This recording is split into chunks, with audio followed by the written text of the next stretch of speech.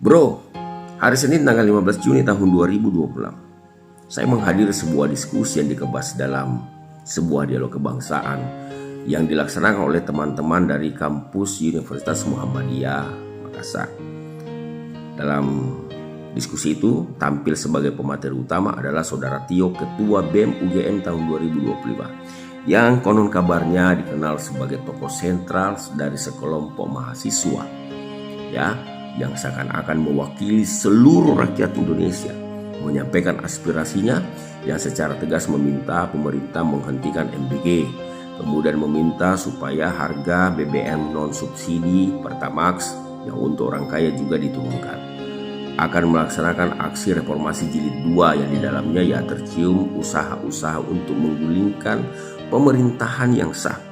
Karena Bapak Presiden Prabowo dan wakilnya Bapak Gibran dianggap sosok yang berbahaya, yang berencana maju kembali di periode berikutnya.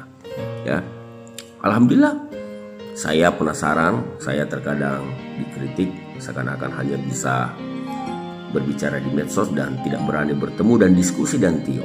Sehingga dengan izin Allah, saya dipertemukan dengan Tio dalam acara itu. Saya mendengarkan pemaparan Tio yang banyak membahas tentang MBG.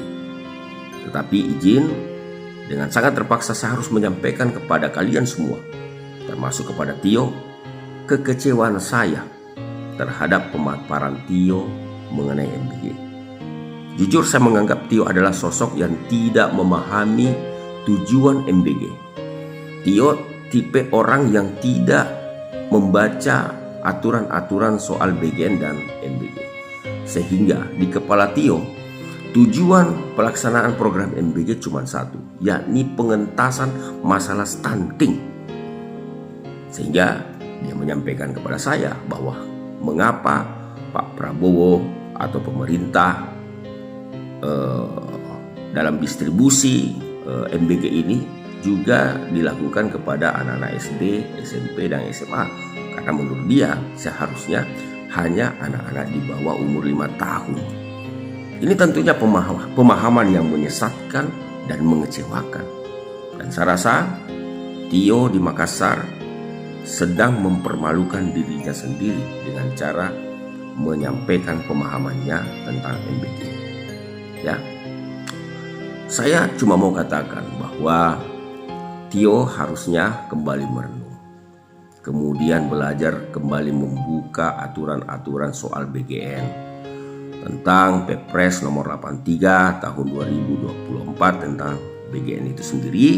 Kemudian coba pelajari soal juknis pelaksanaan tentang tata kelola pelaksanaan MBG, supaya paham tentang tujuan dari MBG, tentang paham siapa penerima manfaat dari MBG, supaya paham bahwa di situ ada tujuan tentang peningkatan SDM, bagaimana caranya memperbaiki asupan gizi mulai dari balita, anak sekolah, ibu hamil, ibu menyusui, tentunya dalam rangka mewujudkan ataukah mendapatkan generasi-generasi yang sehat, kuat, dan cerdas, supaya paham tentang pengentasan masalah gizi, dalam hal ini meminimalkan persoalan malnutrisi, kemudian pengentasan masalah stunting yang dia sebut, supaya paham tentang optimalisasi pendidikan, tentang perlindungan sosial serta pergerakan ekonomi. Jadi sungguh saya sangat kecewa. Yang paling mengecewakan ketika dia mengatakan yang penerima manfaat sebenarnya adalah anak-anak di bawah umur 5 tahun. Sehingga secara tegas saya katakan memang Tio adalah sosok yang tidak pernah membaca juknis soal MBG. Jadi saya sangat kecewa dan saya heran mengapa masih ada pula sekelompok mahasiswa yang masih mendengarkan itu tanpa berusaha membuka aturan-aturan jelas soal BGN dan MBG. Tio tidak paham tentang angka insentif 6 juta per hari kepada pengelola dapur karena dia tidak pernah baca, tidak mampu menganalisa tentang dari mana angka 6 juta itu, sehingga kita harus menjelaskan kembali, bro. Dan ini sangat miris, Jadi menurut saya tipe Tio ini adalah tipe orang yang pengen terkenal tapi dengan cara-cara yang tidak baik, menyebarkan fitnah, kemudian menghujat, menghina pemimpin kita, supaya ya dianggap sebagai orang yang berani, padahal berani berani dengan cara yang salah. Tentunya ini adalah sesuatu yang tidak baik. Sekali lagi, Tio, kita sudah bertemu. Saya yakin Anda masih ingat ketika saya mengingatkan Anda. Silahkan membentuk panggung, tetapi lakukan dengan cara yang baik, bukan dengan cara yang tidak baik. Jangan mengkritik pemerintah dengan cara menghujat dan menghina. Kemudian kepada saudara-saudara kita semua, adik-adik mahasiswa, bijaklah dalam persoalan ini.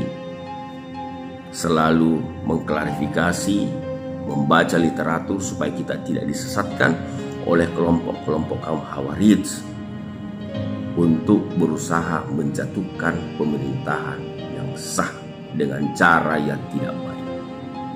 Ya, semoga Allah Subhanahu wa taala selalu melindungi kita semua. Salam hormatku, Sul, Ketua Brigade Muslim Indonesia.